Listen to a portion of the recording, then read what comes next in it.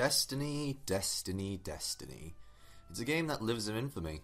Ever since its launch in 2014, the game has been in the middle of arguments and controversy on any and every side of the gaming community, and honestly, it deserves most of the hate it gets. How this game was handled by Bungie and Activision was just terrible before launch, but somehow the game has endured and keeps ending up at the top of DLC charts. And with Destiny 2 coming out in September, with the task of winning back the naysayers, plus keeping the veterans happy, I thought it was about time to give my opinions on the whole Destiny experience, from the years leading up to launch, through the launch, the expansions, the side stops along the way, and ending where we are now. So let's see if the rough road is really behind us.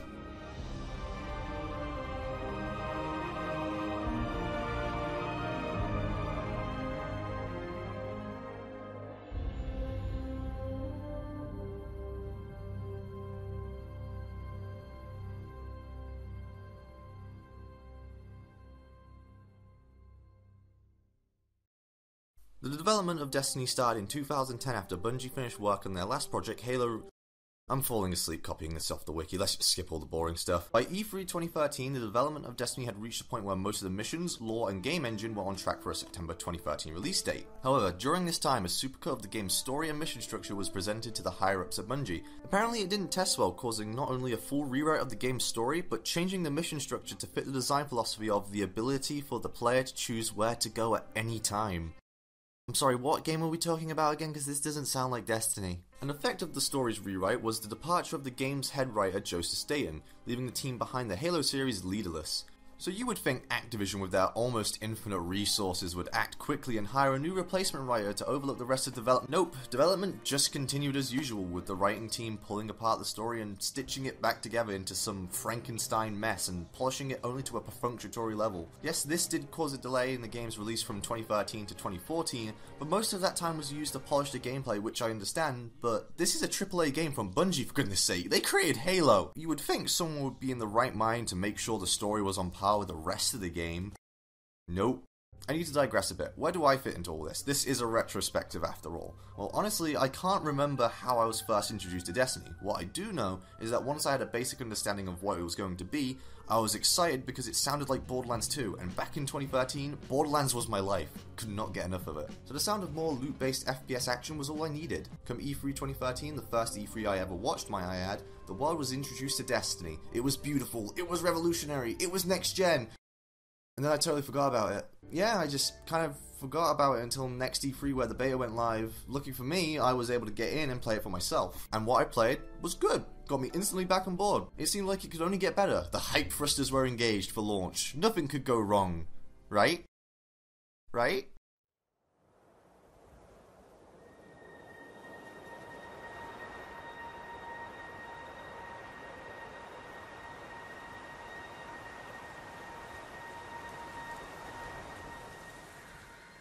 So Destiny released on September 9th, 2014, and this was everyone's reaction. That's it? What the fuck? I remember joining a friend's party a few days after launch and asking what they thought of Destiny. Their answer? Yeah, it's alright. I think no one was expecting such a letdown from the launch of Destiny. I was, because Destiny is gay. Fuck you. So let's begin our retrospective of the story, shall we? In the present day, we finally make it to Mars, but once there, we find something strange. A giant jawbreaker. The large orb soon becomes known as the Traveler, and it ushers in a golden age for humanity. Human lifespan triples, and the Traveler allows terraforming on planets across the solar system. Everything seems to be going great until a new strange enemy called the Darkness arrives in our system, beginning a period known as the Collapse. Humanity was brought to its knees until it just stopped. No one really knows what happened that day. What we do know is that in the Traveler's dying breath, it released the Ghost. Over time, they found people worthy of the light, bringing them back with special powers. They over time became known as the First Guardians, and they faced many hardships such as the Battle of Six Fronts, where the last sea of humanity was attacked on all six sides and the Guardians held the walls day in, day out. People came to respect the Guardians, but hard times were still ahead. As the enemies of humanity grew stronger and stronger, a ghost finds his guardian, and that ends up being you. What? You thought all that stuff I was talking about was playable?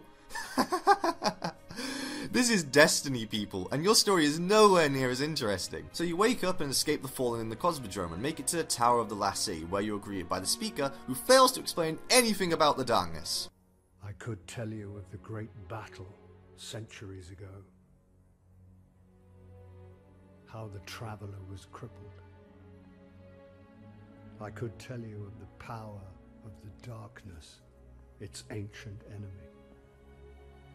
There are many tales told throughout the city to frighten children. Lately, those tales have stopped. Now,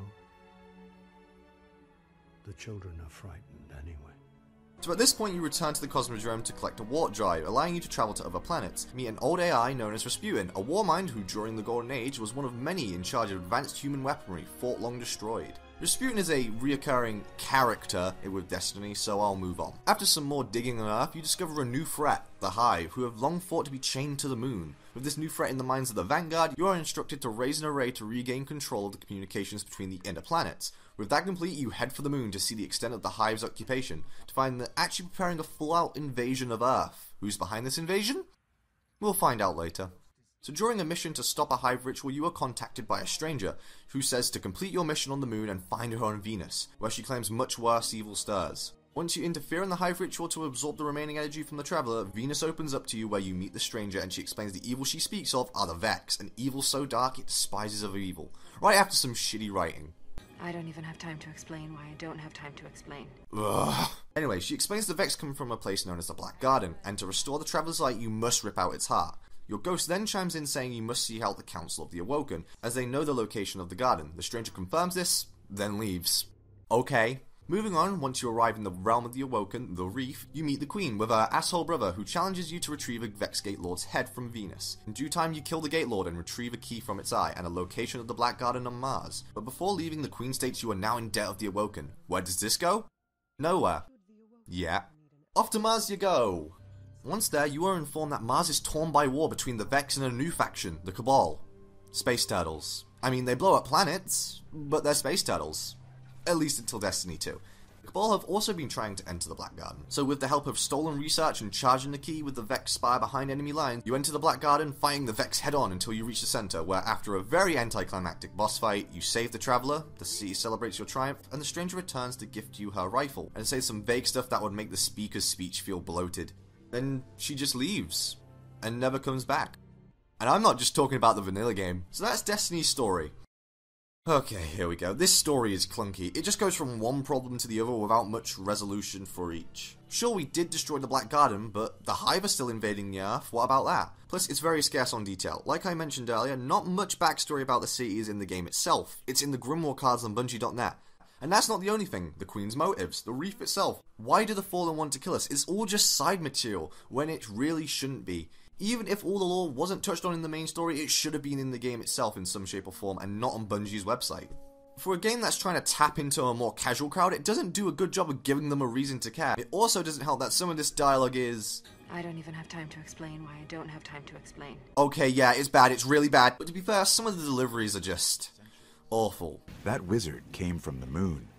We've woken the Hive! Award winner Peter Dinklage, everyone. Almost everyone in this game sounds like they're bored out of their mind when reading their lines. It's really jarring once you look at the IMDb for Destiny. However, there are a few things the game does right, even really well. Destiny is a fantastic looking game. Everything from texture quality to lighting effects are spot on, making what can be bland landscapes look pretty nice. It also scores points for the music. Just like Halo before it, Destiny's soundtrack has some great stuff, enhancing the atmosphere further than graphically possible. The music in the last array mission is a prime example of what music can do to enhance the action in video games. Destiny's gunplay is also solid, a good mix of Halo and the COD franchise, which brings me to the next point on Destiny's more RPG-like elements. When starting the game, you choose between 3 classes, Titan, Hunter, and Warlock. They don't really differ when it comes to weapon handling, but they do when it comes to the abilities at their disposal. Kinda. All 3 classes have access to grenades, a melee boost, and super, with the supers ranging from support in the form of Titan's Defender, to all others basically being damage over a short time or all at once. Though Bungie says the Titan is the tank class minus the Defender, it still has the ability to do as much damage as the Hunter and Warlock. Hell, the latter can even be seen as a tank class with certain builds. It's a part of the game that Bungie doesn't do enough with.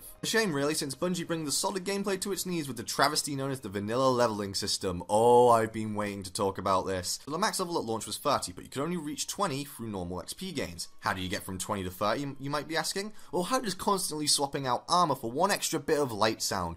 Sounds like a fucking chore to me, because it was. Who thought this was a good idea? It's like an extension of that feeling you get in Borderlands when you find a weapon that you might not be a fan of, but you are inclined to use it because it does blank amount extra damage. This time, it's tied to your level, so you have to use the gun unless you want to be at a level disadvantage. It's the total opposite of allowing the player to choose how they play, because RNGesus is doing it for them. You never gain significant light increase from armor swaps either, especially if you went from rare to rare, as the biggest games came from legendaries. Problem was, there were only 3 ways to get legendaries in the vanilla game. 1, them just dropping randomly while in an activity. 2, being rewarded one at the end of an activity, that rarely happened might I add.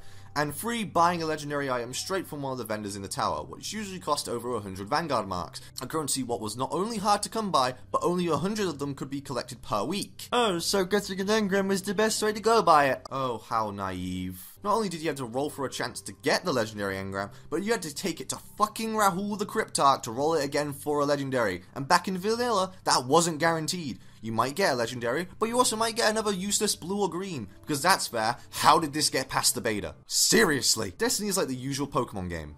The endgame's shit. Your options to grind to level 30 included patrol the empty open world, they might be beautiful but there's fuck all to do in them, doing the daily story missions, you know, the ones you've already played already, that go spawn in, run somewhere, shoot, scan, shoot, end, or grind the strike playlist, which consists of 5 strikes you'll be playing over and over and over and over again. But one diamond in the rough known as Destiny's endgame was the Vault of Glass raid, what did something very bold for Destiny at the time. In that it was actually good. The vault takes you and 5 other guardians down into the Vex underworld beneath Venus, where you will be challenged by actual game mechanics, what make the game a lot more enjoyable, surprise surprise. For the uninitiated, raids are split up into encounters, with VOD containing 7 of them. Each encounter is set for the Gorgon Maze stealth section, built upon each other in subtle but smart ways, which makes the rest of the game look even more mediocre. In all honesty, vanilla Destiny is not a very good game. There are some great things here, like the Nightfall strikes and raid, but to experience it you have to wade through a lot of mud, and for most people it really wasn't worth it. So with Destiny's less than average reception, it was up to Expansion 1 to right the wrongs of launch. Nothing could go wrong. Right? 6 of us went down into the pit. Only one crawled out. I am Eris, the last. Dark Below sucks. Dark Below is the Zetspo of Destiny DLC. If you paid $20 for Dark Below, you should feel bad.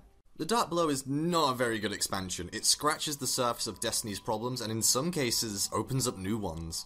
So let's start with the story, shall we? Sometime after the events of the vanilla game, a guardian called Eris Morn returns to the tower claiming a hive god, Crota, has returned and he's planning to invade Earth. How does she know this? Well, Eris was part of a fire team who about 10 years ago went to the moon to destroy Crota. Obviously it didn't end well, leaving Eris the only survivor. You, for some reason, are the only person who believes Eris' claim, so she sends you across the moon and the Earth to take out some of Crota's generals, ending up with a showdown deep within the hive stronghold on the moon to destroy Crota's soul before being reformed.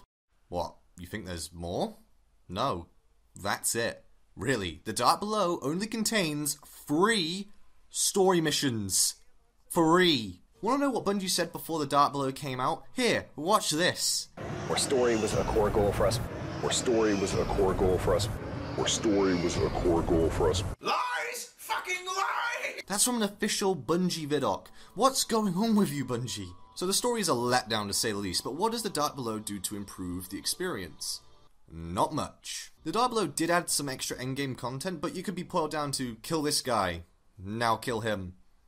Yay! Dark Below also increases the light level from 30 to 32, but all raid gear you spent hours grinding to max out, plus all those raid materials you collected a bunch of, are now worth jack shit. You have to collect new legendary gear, bucko. Such a slap in the face for people who played up to this point. But on a brighter note, by the time the DLC launched, engrams didn't decrypt any lower than their own rarity, so some issues were stomped out. But vendor legendaries still did take a long time to grind for, but at least they leveled you up to the previous max light of 30. Sadly, if you wanted to bring your exotics forward, you had to max out your weapon stats again, once they've been taken to Xur, a vendor who only shows up at the tower on weekends, and only brought a few exotic upgrades per week. So if he didn't have the exotic you wanted, sucks to be you, better luck next week. You have to be asking then, what's the actual point of the Dark Below? Well, minus the additional strikes, which are okay, the Dark Below did bring a new raid to Destiny in the form of Crota's End, which is a good time, but sadly the raid is horribly bugged, allowing you to skip whole encounters and allowing you to solo the raid. I am not kidding. Though this isn't really a bad thing at all, I guess, allowing more people to play the best part of Destiny. But Crota's End does suffer from being a little too short and easy, and having the same problem as VOG with only being able to obtain max light with all raid gear equipped. Remember, you can't use any of the old raid materials, you gotta grind the new stuff.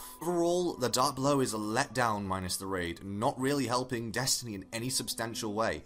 Sure, the story is more concise this time, but with 3 story missions to flesh it out, that's not saying much. So now we're going to take a bit of a side path to talk about something that caught a lot of traction once Expansion 1 released. Controversy. Sweet, shady controversy.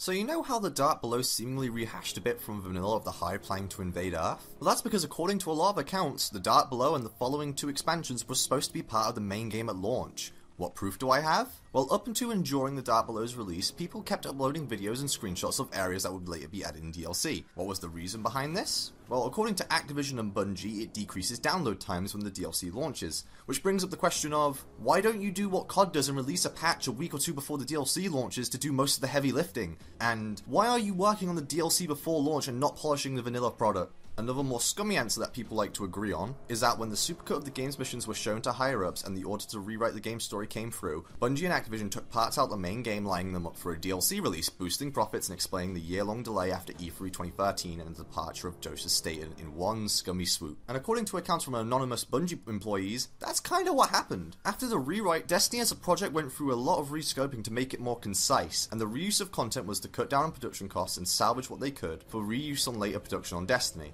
Now here's my opinion on this. I really hope it wasn't the really scummy boosting profits theory, because honestly, yes, it's annoying that they didn't tell us a lot of this stuff in the trailers wasn't going to be in the game. I would have loved to play this version of Destiny just for the story alone, as after reading the whole article there was some really cool stuff to be found, though I'm not 100% sure it would have fixed the whole mission structure ordeal. At the end of the day, I'd rather have a story that takes me all over the place with a bunch of stuff to do and characters I care about, than a story that takes me all over the place with little to do and nothing I can connect to. But I do think the cutting of all this content did lead to a problem that Destiny still tangles with today: lack of content syndrome. You see, when a game like Destiny launches with so little to do, it causes a vicious cycle of I need more content now. You end up rushing through it to get your fix like some crack addict and returning back to square one about a week or 2 later. That's not just a problem with Destiny either. A year later, The Division and No Man's Sky had the same issue. Hell, I had the same problem with Breath of the Wild when it released in March. I'd been waiting so long I completed all 120 shines within the week of launch. Sure, there was and still much more to do, but I rushed through it like it was the last Zelda game ever. The moral is, 2 wrongs don't make a right, and in an attempt to make Destiny a masterpiece, Bungie kind of shot themselves in the leg, causing a lot more controversy in the process. Yes, we should stay vigilant in future for shady circumstances. Destiny got into a web I don't think can ever be untangled, and with the Dark Below underwhelming and with serious changes needed to keep Destiny afloat, Bungie started to get their act together, and what we got?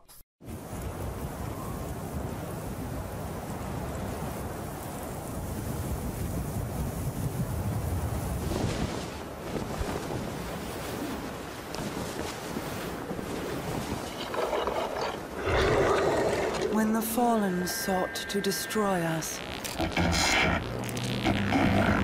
I protected the reef. In the end, they all bowed before me.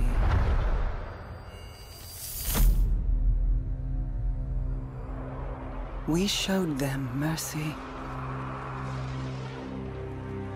and offered them a home amongst the Awoken.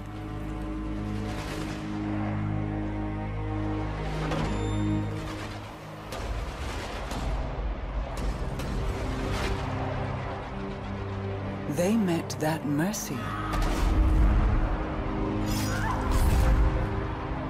with betrayal. Now, they will feel my wrath. It was April 2015 and Destiny was in the middle of its first content drought. People were either sick of the game or hungry for more content. I was more of the former group, but to be honest, I still wanted stuff to play. And at the time, House of Wolves was the best yet, though looking back, that's not saying much. So what did House of Wolves do what Vanilla and Dark Below didn't? Well, it had a story, a pretty good one at that, and it's not 3 missions long. The Queen of the Awoken has opened the reef to all Guardians. Why, you may ask? Well, the Fallen under her control, the titular House of Wolves, have rebelled and are now on the warpath. So you, the leader of the Royal Guard Petrovenge and Varix of Fallen House Judgment, beginning the hunt on Venus, you meet Skolos, the leader of the Wolves, who claims to be the legendary Kell of Kells, the one to unite all Fallen Houses under one banner and crush the city and reef once and for all. So basic bad guy stuff, nothing special. But after some time tracking Skolos on Venus, stopping him from joining the House of Devils and the mysterious kings on Earth, the guy changes battle tactics and attacks the Vault of Glass. Yeah, some balls, right? Sadly, by the time you're able to wipe out the Fallen within the Vault, Skolos has already escaped with the Vex tech and has ascended the Citadel high above Venus. Once there, you see why Skolos wanted the Vault's tech. He starts to bring the House of Wolves from across time and space into this moment. And after, guess what? Another anticlimactic boss fight, Skolos is taken into custody and the Queen thanks you for your services. So that's House of Wolves' story, and yeah, it's not an upgrade over vanilla in length, but everything else is at least a slight improvement. For one, there's actual character here, because minus the Ghost, the Queen, I don't have time to explain Exo Stranger from vanilla and Eris from In Dark Below, no one else really stuck out. We have the leader of the Royal Guard, Petrovenge, who was actually introduced not in the DLC, but in an event called Queen's Wrath, what during the October after launch had you killing fallen targets around the system, with Petra being the quest giver. It also returned in the week rolling up to House of Wolves launch, giving the expansion a nice bit of build-up, though sadly Petra and the other important story character, Varix of the Fallen House of Judgment, don't do much beside narrate the story missions and give you mission objectives, but it's an improvement over what came before. Same goes for the mission variety, as it's improved slightly over vanilla and Dark Below. It's also improved in the amount of locations you visit. Though the DLC is mostly set on Venus, House of Wolves takes you to parts of Earth not touched upon in previous story missions. It even lets you return to the Vault of Glass, which is cool for people who love the raid. I honestly wasn't expecting such a change in tactics by Skolos. Sure, it's not the biggest deal since a mission later you've stopped him,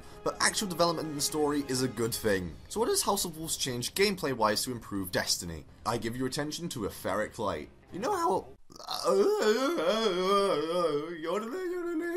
You know how after the Dark Below, all vanilla legendaries and raid weapons became useless in high-end activities unless you wanted to be at a disadvantage? Well, with Etheric Light, all legendaries and armor from Dark Below and vanilla can now be brought to maximum attack and defense values. You're probably thinking, what's the point of using new weapons then? That's where reforging comes into play. Remember the gunsmith in the tower? You don't?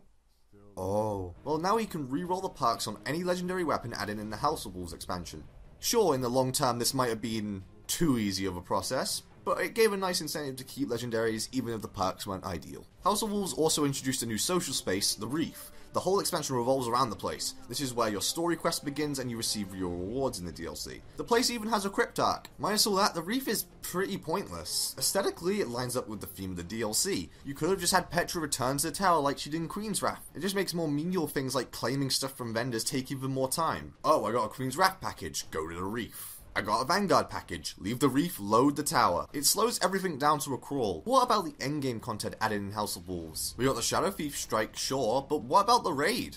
Wait, there's no raid? House of Wolves launched with a new free-player co-op activity, Prison of Elders, which unlike raids is a horde mode akin to something like Horde in Gears of War. Unlike Gears of War Horde, however, PoE only consists of 4 areas, 3 waves each, ending with a boss fight. And you'd think with such a focused mode, there would be a lot of variety. No. I need to remind you again, this is Destiny in year 1. Variety isn't allowed. Minus disabling a few mines or killing a VIP target, PoE can simply be boiled down to killing a bunch of enemies with a boss at the end. The problem with that is, the story missions and strikes up to this point can also be boiled down to that, making PoE feel like a wave-based strike for 30 minutes at a time. The base PoE should have had a lot more challenges to face while fighting enemies. Different arenas, what about a wave of floor is lava, or disabling weapons so you have to rely on abilities? Just giving some ideas, as I think it would have really helped the base PoE in the long run. Notice how I started saying base PoE though, as that's not the only version on offer. You have higher level versions of basic PoE what include more modifiers, which helps a little. But then you have the highest level option, Skolos' Revenge, which in my opinion has one of the best free player activities in the game. It actually involves a bit of coordination unlike the strikes at the time, though I do feel like it goes on a little too long and is held down by the same diffuse mine objectives as basic PoE. I can't bring up Skolos without mentioning it's probably the main reason the G-Horn got nerfed. Seriously, you could kill him within a minute. Prison of Elders should have been built more like the Skolos encounter. It's pretty boring otherwise, and I guess it's fine, but I'd honestly prefer another raid. Also, you can only get the gear from the prison if you have one of these prison keys. Well, why, guys? Why? So that's House of Wolves, and it definitely improves over vanilla, and especially the Dark Below. Ferret like put a bandage on a wound that needed to be dealt with, the story is actually there, reforging was cool, and PoE, though flawed, a fun new way to obtain maximum light, even with the then renewed raids. Alright, that's House of Wolves then, let's see what else is on the... Oh, no, I don't want to do... No!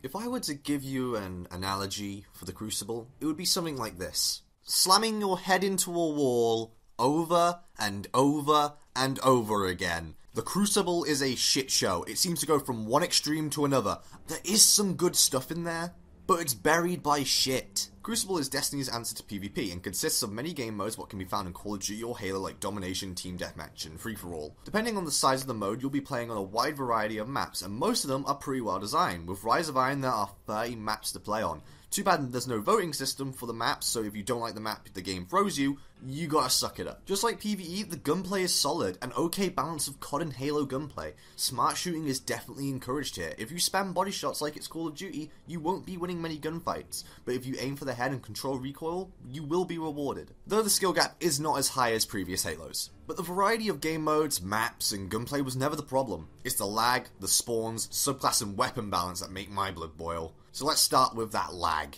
Destiny is just the worst. Oh yeah, we care about connection. Explain this then. And it just seems to get worse with every DLC, or just not get any better in general. Yeah, I thought COD could be jury, but this took it to a whole new level. You know when COD Ghost had better connection than a game with double the budget, you have a problem. Also, dedicated servers. Why aren't you using them? At least a hybrid system like Call of Duty, because as much as people like to bash on COD connection, it has got better. Oh god!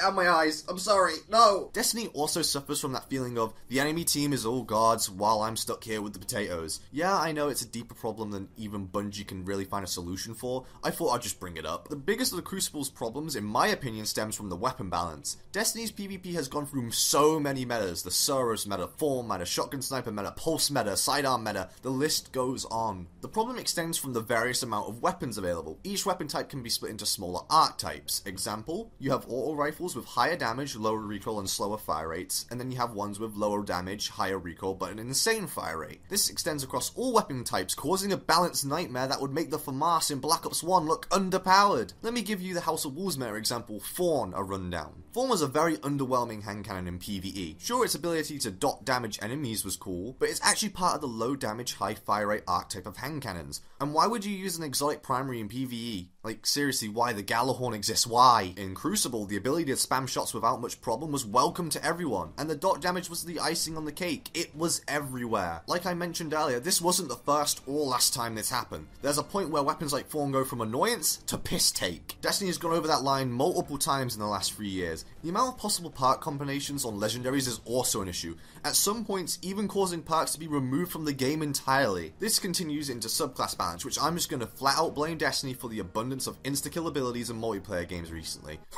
Black Ops 3, Infinite Warfare, Nova Bomb, Golden Gun, Blade Dancer, and Fist of Panic are all fine abilities in PvE. Well, except Artblade. But in PvP, they promote lazy play. Just wait until your super fills up and boom, free quad feed. You'd think it'd be easy to take them out, but with this lag, watch in terror as that fleshy wall of health runs at you at full speed, insta-killing you with no gunfight in between. But you wanna know what's even better than that? A fleshy wall of health running at you faster than the speed of sound, insta-killing you with no gunfight in between. If you're wondering what I'm talking about, I just explained Titan skating to you. If it's not that, it's the overly long melee range. How about grenades that kill you without a moment's notice? These were all problems you'd face in the Crucible, and I find it hilarious this was basically one after the other and not just at launch. You fix one thing, you break another. Oh, so you nerf special ammo usage so snipers, shotguns, and sidearms aren't a problem? Well, now everyone's gonna spam the fuck out of grenades. Grenade first, shoot later. Crucible 2017. So even with all these problems, does the Crucible have anything for the more competitive player? I mean, if you count all the above and more to be competitive. First, we have Iron Banner, which has been around since the beta. Only real difference between it and normal PvP is that light level matters in this mode. A Guardian with 380 light will not have an easy time killing a Guardian at maximum 400. After that, the differences only extend to the quality of gear you obtain. Or don't. Yeah. The Crucible reward system is so random. Have I mentioned it's very random? Random. The other competitive game mode was added in House of Wolves, Trials of Osiris, a 3v3 mode with no auto respawns. First group to win 5 rounds takes the match. It's the closest thing Destiny had to search and destroy, and I was a big fan of Trials in year 1, until the fireteam balancing and connection got the best of it. Trials was such a great experience. It had tension and it had the rewards. You got to go to a place called the Lighthouse on Mercury if you completed a flawless ticket, and there you would find some of the best gear in the game, bar none. But of course, when great rewards are on the line and devs still think peer-to-peer connections are a good idea, hackers and flat-out potato routers turn something that was once a tightly focused, competitive, well-rewarding game mode into a slog. And why did Bungie after year 1 just allow any map to be used in Trials? That was dumb. Crucible is such a hodgepodge of good and bad ideas. Gunplay, maps, Trials of Osiris, all great things about the Crucible. But then you have things like the gun balance and subclass balance, and the lag,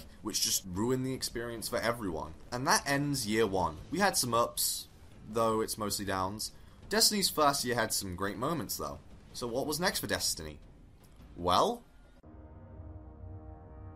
6 of you went down into the pit. You sought revenge for those I lost.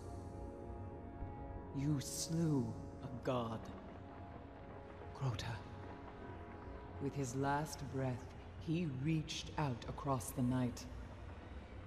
And now, the night has answered.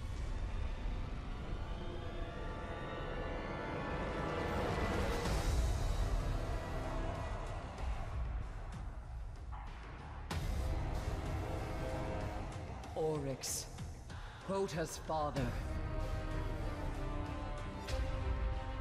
He smells the blood of his son on your hands.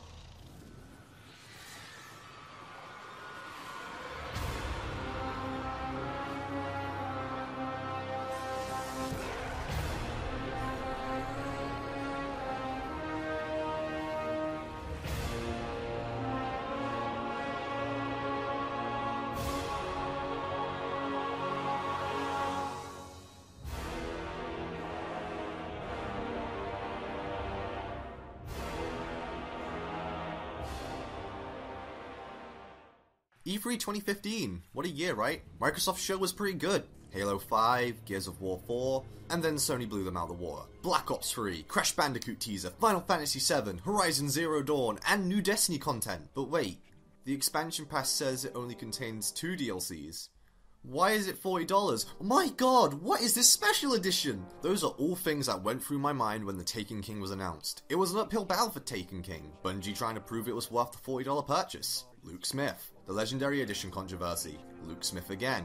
It was exciting, but a rough time to be a Destiny fan. So does the Taken King pass? Yes, certainly. Taken King is miles better than the last 2 expansions, in terms of content, story, gameplay changes, and more. Taken King actually displays some continuity within Destiny, continuing on from the Dark Below. Crota is dead, but in his dying breath, I'm guessing this one, he calls out across the stars, and his father Oryx has heard his call, and now he's pissed, and he's coming for you. The first mission, The Coming War, sets up the story perfectly. It opens with a cutscene that sets up the threat of Oryx's presence by stomping the Queen's army in seconds. Though to people who didn't spend time reading Grimoire, this scene doesn't make much sense, and I'll spoil this now. Taken King only slightly improves on the lacking in-game lore. But back to the story. You picked up a distress signal from the Cabal of all things on Phobos, so you're sent to investigate, but once arriving you see something is horribly wrong. The Cabal are retreating. Slaughtered, injured. What could cause them such pain? After entering the base, you're faced with Oryx, who introduces the Taken, the new enemy type. Once dealing with the boss, you escape the base, and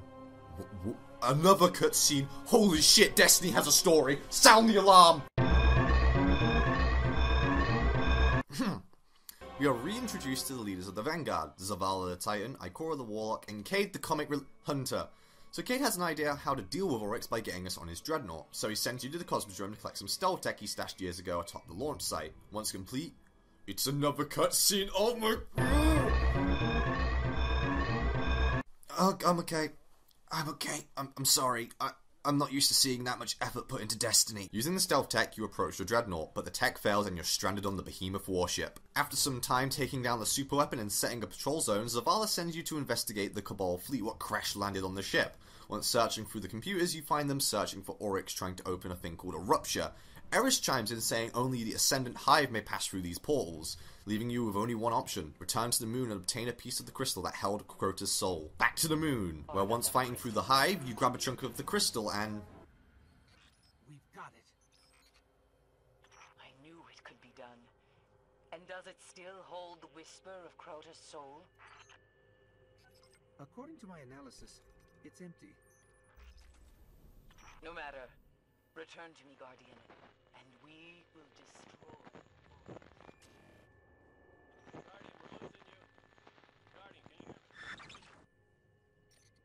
Eris? Cade? I think we've lost them. Something's blocking our signal and our transmitter. Yeah, they just pulled a fake out. An actual fake out. Oryx cuts you off and you gotta run like hell. Once returning with Crota's crystal, sadly the story takes a bit of a sidestep. Cade lost his last copy of the stealth tech on getting us to the Dreadnought, and the only place to get another copy of it is from everyone's favourite AI, Rasputin. Ha! I told you he was gonna come back! With the stealth tech in hand, we pull a House of Wolves and return to a raid location, this time Crota's End, and this isn't no normal spawn in, run, shoot, scan end, it's a stealth mission. After sneaking past the Hive and reaching Crota's tomb, they sadly try the fake out once again, but it kinda just comes off as a little overdone. But with Crota's soul in hand and some help from Eris, it's finally time to find Oryx. You head for the Rupture and wipe out the Taken on the way, ending up at Oryx's altar.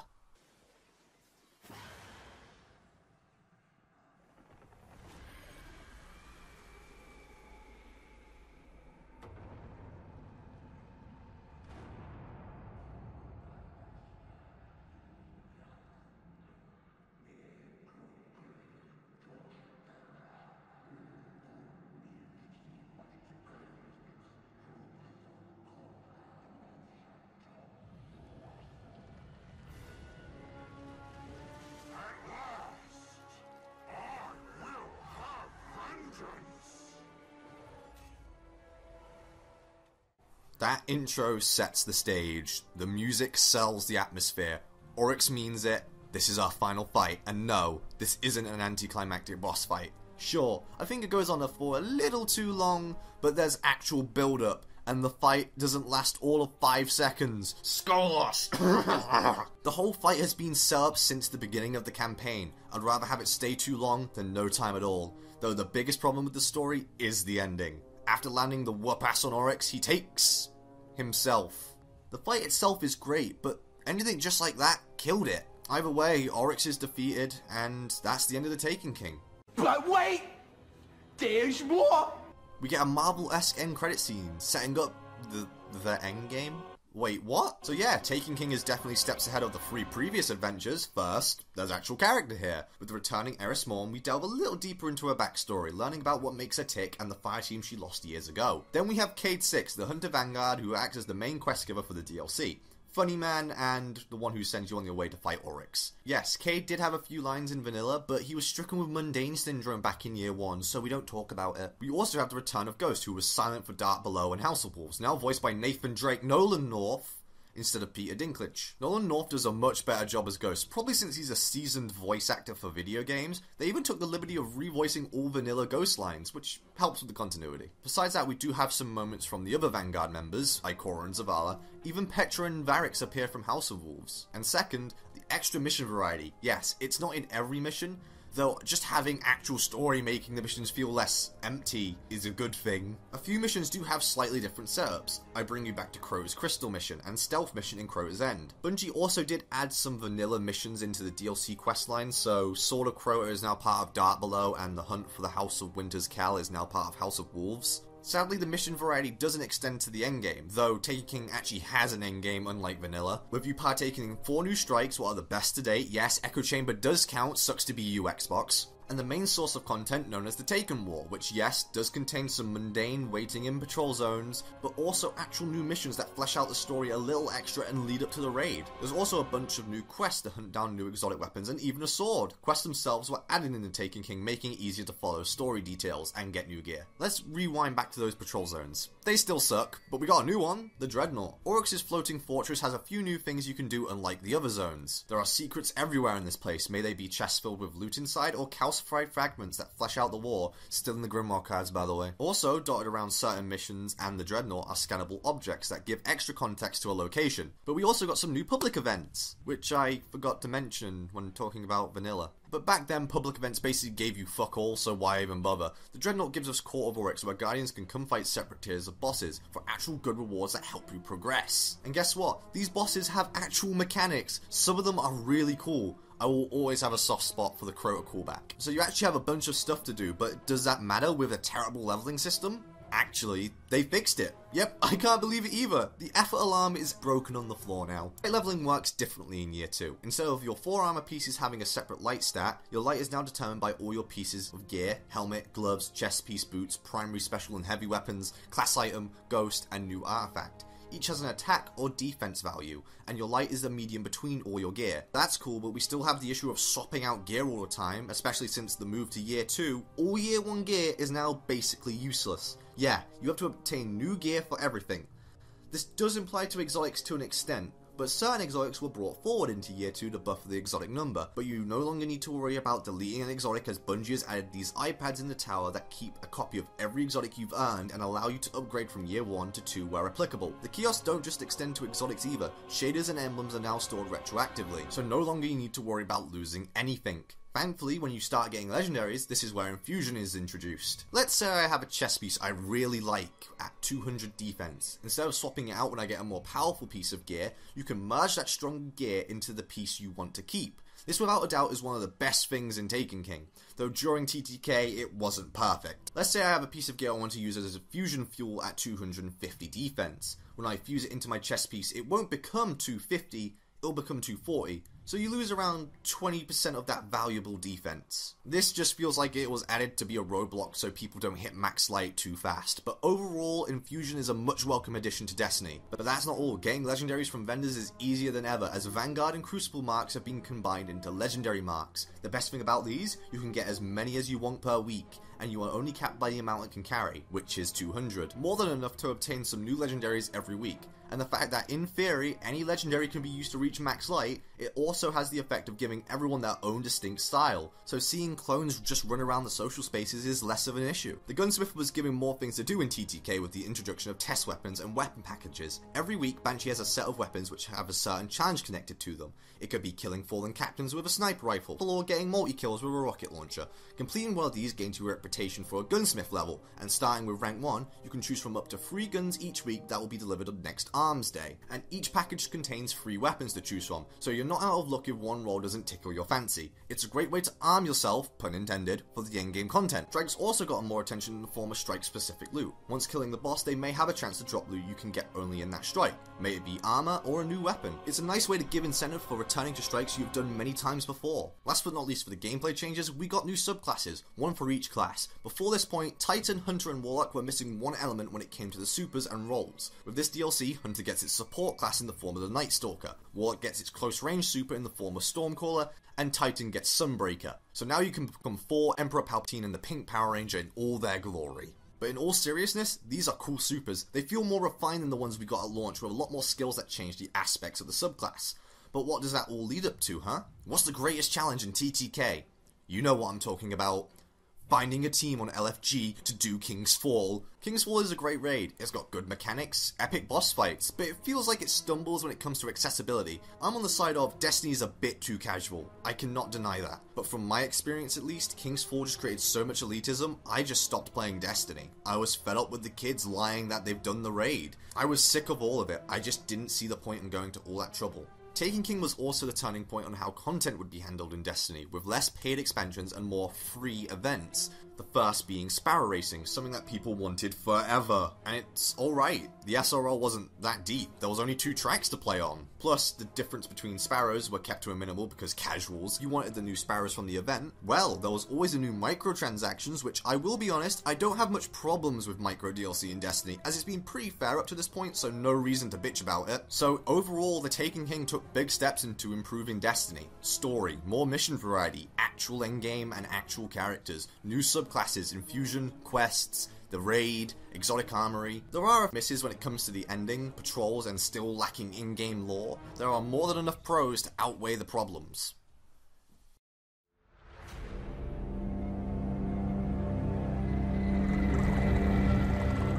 Dreadnought, not quiet. Fight. Kill. Live.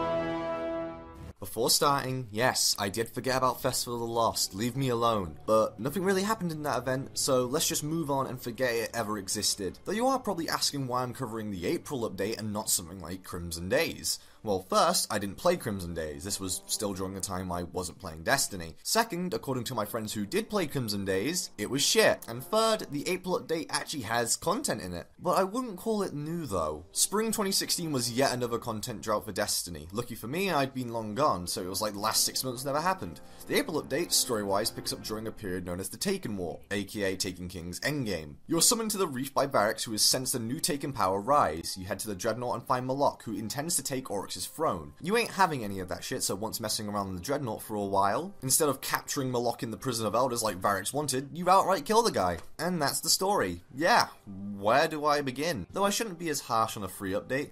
If anything, the April update makes me hate the Dark Below even more. The story mission which is here feels like a year 1 mission from Vanilla or Dark Below. It is so basic. At least the strike we got, Blighted Chalice, is fun, but honestly the biggest draw that the update brings is the higher light cap from 300 to 335, and the 100% infusion rates. No longer do you have to use this calculator, though I'm thankful for the community effort. And since this is the Reef we're talking about, the Prison of Elders got an update. Yeah, the base version is still pretty boring, but Bungie did an overhaul of sorts for the higher light version, now called Challenge of Elders. It's now basically boss rush. And yeah, each boss has its own little gimmick that makes it less of a slog. They even made it so you don't need a key to open the chest at the end of Prison of Elders anymore. You can get as much loot you want per week. The April update was supposed to hold our appetites until the next big content drop. If it succeeded, is in the air. Sure, it did bring some needed changes, but really it's just a bandage like House of Wolves. We thought we were indestructible. The Lords of Iron. We swore we would do anything to protect the last city. Some of us paid the ultimate price. After the April update, I'm sure we were all under the impression that next on the list of releases was Destiny 2. What we got was Rise of Iron, and I love this expansion. It's not as content heavy as TTK, but it's a solid addition to the Destiny universe. The Taken War has died down, and the Fallen House of Devils have been up to no good digging into research labs all around the inner system. However, out of the blue they start moving back into an area close to the Cosmodrome. This piques the interest of Lord Saladin, the same who's been our vendor in the Iron Banner for the last 2 years. But instead of heading straight for the Cosmodrome, Saladin asks us to go investigate an observatory in the mountains. On arriving, we do see the Fallen who've been trying to reach the peak, and with them a resurrected Sepix Prime. Ghost implies something is off with his energy signature. This awakens something terrible in Saladin, saying that we must not allow Sepix to reach the Iron Temple that sits upon the mountain's summit. Once destroying the machine, Saladin arrives, just so Sepix can activate again, confirming Saladin's suspicions that the Fallen have found something he calls Siva. He instructs us to head for the Cosmodrome as the Fallen have breached the wall, and he's not wrong. Not only has winter hit Russia in a big way, the Fallen seem different. These are Devil Splicers, the new enemy type in Rise of Iron. Following the Splicers through the wall, we find ourselves in the hellscape called the Plague Lands, the place the Fallen now call home. After some dismantling of Fallen artillery, we return to the Iron Temple where Saladin explains a few things. In the years after the collapse, when ghosts were finding people worthy of the light, some used their power to control the land, warlords if you will. A few chosen formed the Iron Lords who combated those who abused their power, all in hope of bringing humanity back from the brink. In this search they found a nanotechnology called Siva and tracked it to the Cosmodrome. Over 100 Iron Lords entered the Plaguelands to find Siva, but Rasputin retaliated, cutting them down one by one. By the time they reached Siva, only 9 of them remained. Sadly, it wasn't over. Siva attacked them, infecting their armors and weapons, turning them against one another. For only one choice, Lady Yoda detonated an explosive sealing the replication chamber, sacrificing the Iron Lords in the process, leaving Saladin the only survivor. But the Fallen have reactivated the replicator and are now using Siva to mutate and enhance themselves. So with our mission clear, we are sent to Mars to get data on the creation of Siva and then return back to the Plaguelands to finish the job, making our way deeper and deeper into Fallen controlled chambers. Once arriving at the replicator, you see something is horribly wrong. Bodies hanging from the ceiling, and the ghost scans them. We find they're human. Siva has taken control of the Fallen Iron Lords. It's a chilling moment, and the boss fight itself is pretty good. Once dealing with the Iron Lords, you set the place to explode and escape. Turn to the Iron Temple as Saladin congratulates your victory, knighting you as the first of a new generation of Iron Lords. Rise of Iron's story has one huge problem. It doesn't have space to breathe. There are only 5 story missions. That's just not enough for a story like this. Taken King had 9, and House of Wolves had 6. Rise of Iron should have at least had 9 like the latter. We don't even get the return of scannable features in the environment from Taken King. Why? I feel like the threat of the splices is understated. We have a fallen house under the control of AI who kills Guardians just for saying hi. Oh right, it's implied that Rasputin is the one controlling Siva and killed the Iron Lords many years ago, though by implied I mean straight out stated in the Grimoire on Bungies.net. Character-wise, Lord Saladin has graduated from his paper-thin Year 1 days, and now is one of my favourite characters in the Destiny story. People say he's humorless and overall a bland character, but let me put it this way. He is one of maybe the oldest Guardians alive, probably has seen every major battle to take place on Earth, and he saw his friends die in front of him. Would you be happy-go-lucky in that situation? I don't think so. For other characters introduced in Rise, we have Shiro 4, a Vanguard Scout, who's more like a discount Cade than his own being, and Tytra Khan, the new Cryptarch, who actually has some funny moments in the endgame. That's all we can do. I'm reading Fallen all around us. Be fascinated later. Kinda busy. On the side of gameplay changes, nothing has really been revised since Taken King, minus the obvious light increase. We got a new social space in the form of the Iron Temple, what is cool and all with a fun jumping puzzle, but it falls under the pretty pointless category like the Reef. But of course, there is a lot more stuff you can do now. So let's talk about the Plaguelands. This place looks amazing, mostly following the formula the Dreadnought set. There's secrets to find, now in form of Siva clusters, hidden rooms with materials inside, and patrols have got slightly more interesting with the introduction of quarantines which have multi-layered elements. Public events got a sorely needed buff as the first one you do each day gives you a guaranteed legendary engram, and a chance to get exotic shards to boot. Only took you 2 years, Bungie. Only took you 2 years. On your patrols you might find these coloured Siva offerings. They are how you activate the Archon's Forge. Basically quick 5-minute rounds of slaying enemies until a boss appears. But in this, the simplicity works to its advantage. You can leave whenever you want, so you don't need to slog through 30 minutes of boredom like in Prison of Elders. So if you want to stay for a while, not only will you get some good loot and tons of engrams, but you get to embrace Rise of Iron's soundtrack. Without a doubt, Rise has the best OST out of any of the expansions, even rivaling vanilla. Sure, Taken King had a track or two, of course the main theme and Fallen Saber, but Rise? Just listen.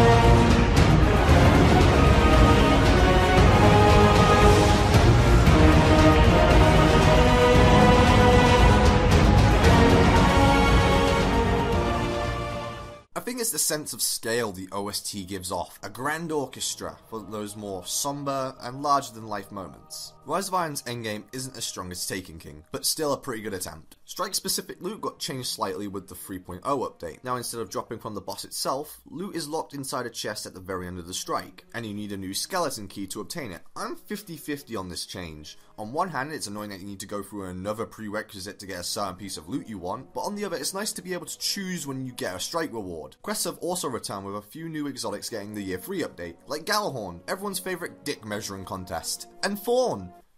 Fawn. Why? We even got an updated version of the first weapon found in Destiny, the Kvostov. Quests for it and the Galahorn are some of the best in-game. Kvostov being a heartwarming homage to the adventures of old, and Galahorn for being one of the most epic moments in the entirety of Destiny. Use it. Clear the gap. And remind the Fallen what happened to their numbers so long ago. We also get a continuation of the story in some sorts in the form of the Siva Crisis questline. Though it leads into the raid, I feel like it missed an opportunity. Yeah, you know where I'm going with this. They introduced the damn Siva Iron Lords in the final mission. They could have had an endgame of you hunting the 5 remaining Iron Lords across Old Russia and putting them to rest. I feel like it would have really pushed the theme of acceptance and passing on the torch to a nice ending. The actual endgame has you work your way through the Splicer hierarchy, starting with a High Priest using the Hive as a test subject for Siva experiments, and then returning to Devil's Lair to finish off Sepix Prime once and for all. I will say the endgame does a great job of leading you into the raid. It even teases some of the mechanics you'll see.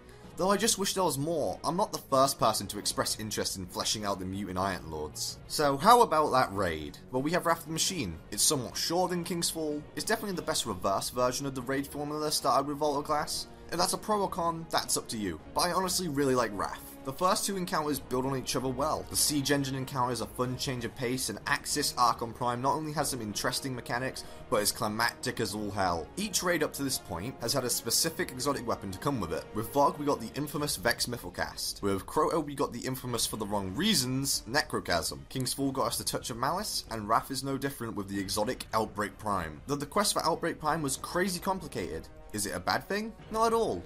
I welcome it. More quests like Outbreak would be great. Crucible also got some updates with Rise. A new game mode called Supremacy, aka Kill confirmed from COD, but more importantly, private matches. Yeah, Destiny only got private matches last year, and guess what? They're not gonna be in Destiny 2. Wait, what the fuck? December after the release of Rise, we got the Christmas update known as The Dawning, which saw the return of Sparrow Racing now with 2 new tracks, which is cool and all, but we also got some Solar and Void variations of the Thunderlord LMGs, and some revamped strikes, which are great. Rise of Iron and The Dawning also saw the introduction of progression books. Yeah, Year 2 Moments of Triumph technically did it first, but Rise was the first expansion to use it, so meh. The book is filled with basic checkpoints of progression. Each time you complete a node, the experience of the book goes up until you reach a level. Once or every few levels, you get a reward. Maybe an emblem, a piece of vanity gear, or in the case of The Dawning, exotics. Also, we finally got strike scoring for the strike playlist and the Nightfalls, which is cool and all, but there's no leaderboards, so half measure. So with all that, Rise of Iron is still my favourite expansion. The raid is great, Archon Forge is a fun distraction,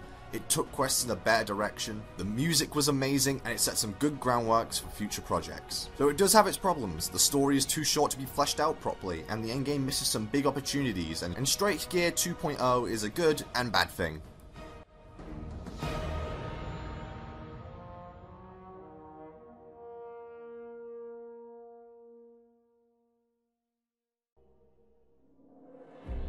From the day your ghost woke you, your light has been our beacon.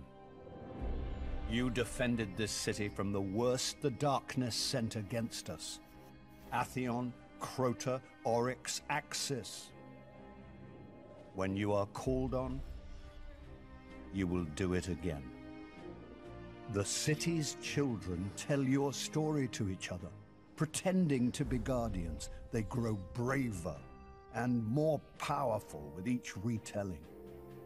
They are no longer afraid. You have shown them, and you have shown me, what it is to hope.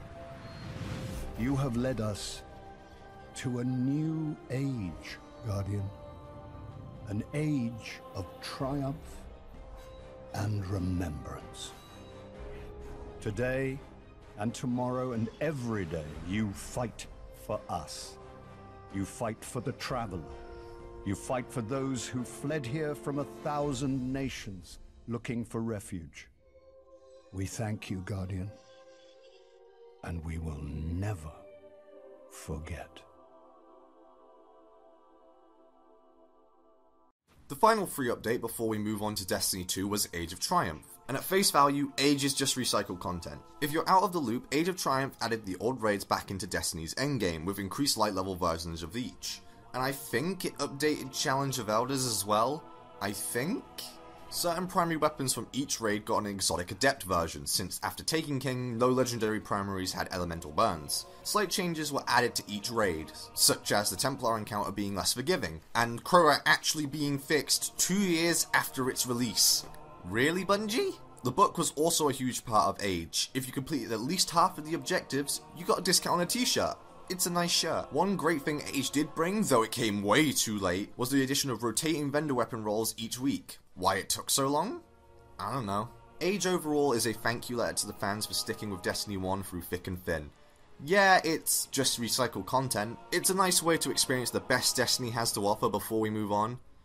Speaking of which...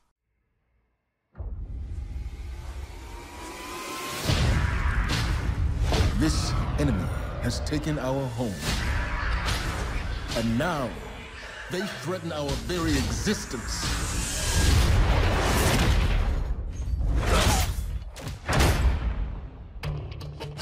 But if we attack together, we can take back our home, or we die trying. So, here we are. Destiny 2. Where do I begin? The beta was decisive, to say the least, but what did I think of it? Meh.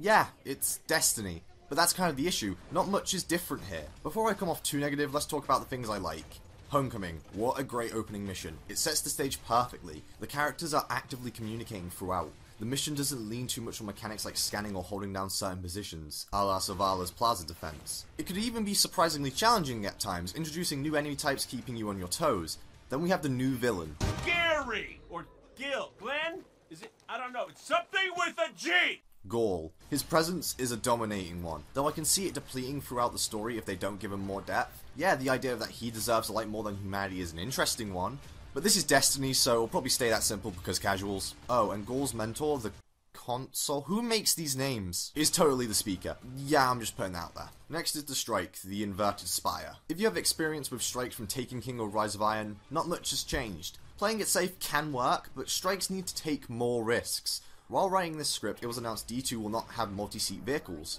That alone is a wasted opportunity. Imagine a strike where your fire team acts as a tank crew, a driver/mortar, a machine gunner, and an anti-air gunner, pushing across enemy lines and avoiding airstrikes. What I'm saying is, strikes need to be a middle ground between the raid and story mission, with the mechanic level of the latter and the story beats and motivation of the former. If strikes just continue to have one factor to differentiate them, they will not keep people entertained minus things like the Nightfall. So the only major thing left to talk about is Crucible, and you are gonna hate me for this. I like 4v4. D1 Crucible was a clusterfuck. Changing it to 4v4 across all modes was a good move. I just hope the map variety is good enough to give you different range of engagements. But speaking of those weapons, I like the new weapon plan. It allows for more flexibility, and power ammo being a one-person thing is nice. But let's talk about those recharge rates. Oh boy! In PvE, grenades, melee, and supercharge are at a fucking crawl. It makes for a seriously stagnant gameplay experience. Bungie have said they are decreasing recharge times for PvE, but by how much? We'll find out. However, please, for the love of God, only slightly decrease cooldowns in PvP. Yep, I said it. Supers power-wise in D2 I think are fine. But if you have more than 2 per match, per player that is, you will plunge Destiny 2 into the same hole D1 was left in. Let's put it this way, the only game on the market what in my opinion gets super moves right is Overwatch. Other games like Infinite Warfare, however, just no. All I'll say, because I want to move on, is supers should be game changers. I could write a whole script on why Overwatch gets this concept right. What else is there to talk about? The new supers are fun, the farm is set to be an improvement over the tower. That's it. At the end of the day, the Destiny 2 beta is more of the same, but not what should have been shown off to the public. They should have shown off one of those new adventures, or a lost sector, or allowed us to explore a slight part of the new open worlds, just to show that Destiny 2 isn't just the same game. Mainly concentrating on the same old Destiny experience to keep the veterans happy was a costly move.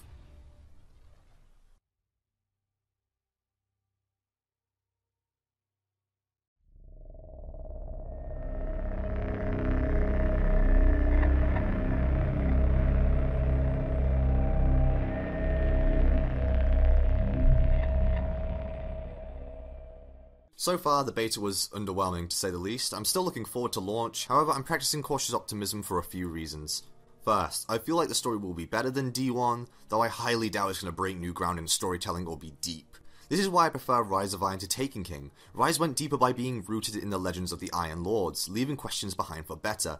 Taken King didn't leave much to uncover, it was a tightly written and one-and-done story. It left things unanswered, aka the status of characters like the Queen and Prince Olgin, or the factions of Cabal and Fallen, but Rise kept you thinking, was Rasputin the one controlling Siva? If so, why? Was he behind the whole Siva crisis? What does he have planned? What does he know about the Traveler that we don't? The ambiguity of it all. It harkens back to the original Destiny story, you know, the one that actually asked questions and had character. Allegedly. Right now, Destiny 2 just seems like it's going to be, big bad guy shows up, we take care of him, then boom, another bad guy just in time for the next expansion, resetting the stakes all over again. It needs to stop being one-and-done stories, as the best stories are the ones with long-lasting consequences. Sure, once you set a status quo, side stories can work to benefit world building, but Destiny hasn't done a very good job of that, has it? And as much as marketing wants you to believe, I doubt Destiny 2 will fix everything. Yeah, it'll be an improvement, but like my friend the Fourth Snake would say, who should totally check out by the way because he makes amazing content, how much praise should one get for just being average? Especially since this is your 6th and final attempt to win people over. At the end of it all, I just want games to be fun. But of course, with games like World of Warcraft, Borderlands, or Destiny, you need substance, and until recently, we didn't have that. There's a reason behind why games like Overwatch and Rainbow Six Siege are thriving right now. It's because at the surface, these games are pretty simple, but the more you play, the mechanics reveal themselves to be much deeper. Destiny is trying to be that, but it just damages other parts of the game. If you've been a fan of Destiny 1, you know exactly what I mean. This is my 300th video on this channel,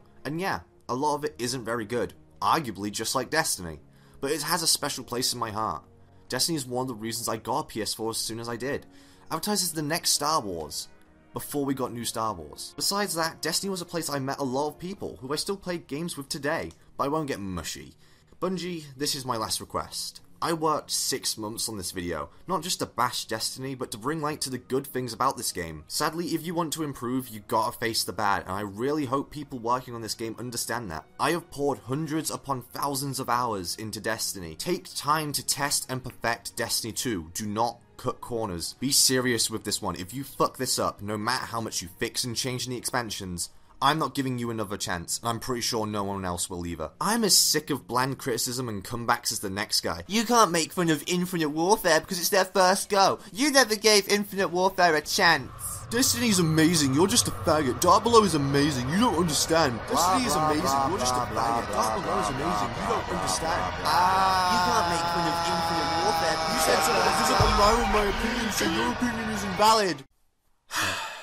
See, I can be petty too. If Destiny 2 and its expansions suck, well at least I tried. I gave Destiny 1 what I'd call a fair shake, I praised what I like, and I brought attention to what I thought needs fixing. You're entitled to your own opinion. You may love things I just don't care for. That doesn't make you a worse person, especially when talking about something as subjective as video games. Because even after an hour of me going between I hate this or I like that, all I want is Destiny to become legend.